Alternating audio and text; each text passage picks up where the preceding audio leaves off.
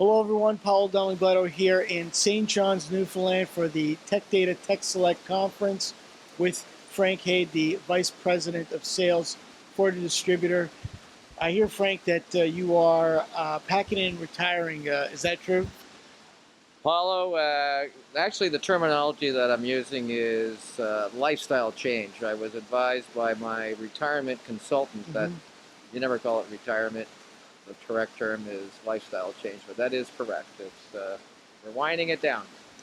But the clear message is that you will not be heavily involved with tech data in the near future. That is exactly right. Okay. June 14th, as Rick has affectionately told me, my boss, that the door will hit me on the ass on June 14th, never to hit me on the front. So yeah, we're going to bleep that out, so you know. Frank, let me take you back to Global days. Those are pretty heady days for this industry, the country's technology sector. What do you remember fondly about those days?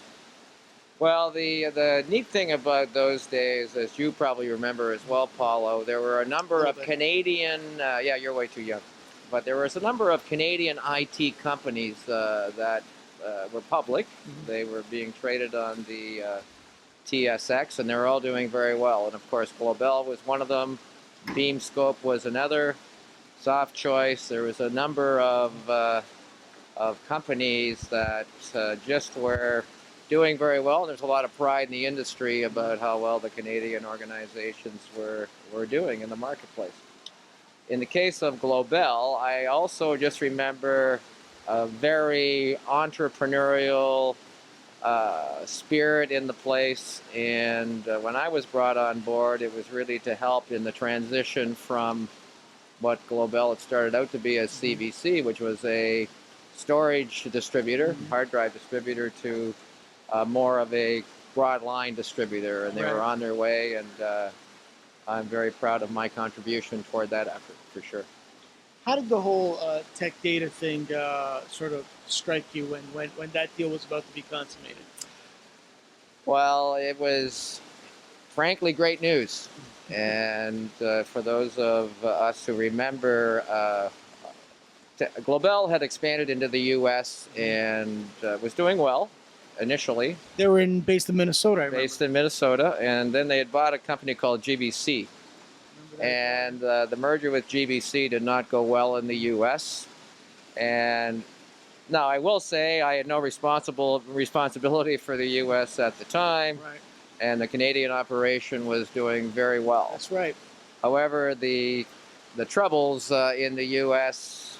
began. Like leaked into Canada. Yeah, well, and you get washed with the same brush, so to speak, and so when the announcement came by that we were being bought by Tech Data, I thought it was great news because well, two things. I had some experience with Tech Data. We had both competed for the HP line of PCs, and I remember Global won, as I recall. But when we were going through that analysis with HP, it became pretty apparent to me that both Tech Data and Global really serviced a different marketplace out there. So as an acquisition, it could really mean that 1 + 1 would equal 2. How did you find your time at Tech Data?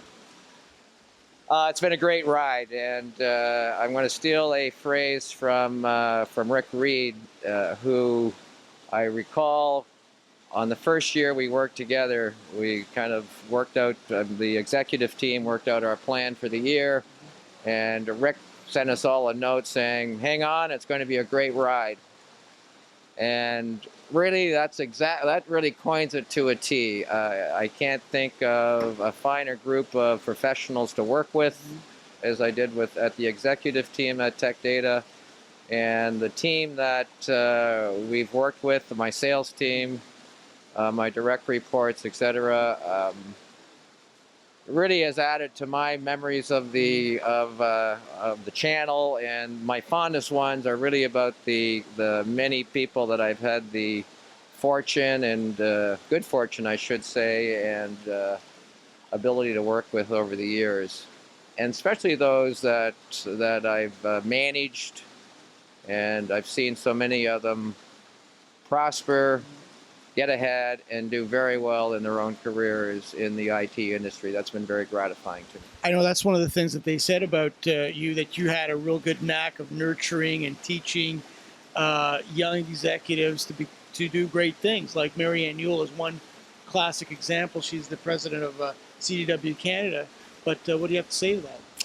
I'm, it's since my lifestyle change was announced, I have been humbled by the number of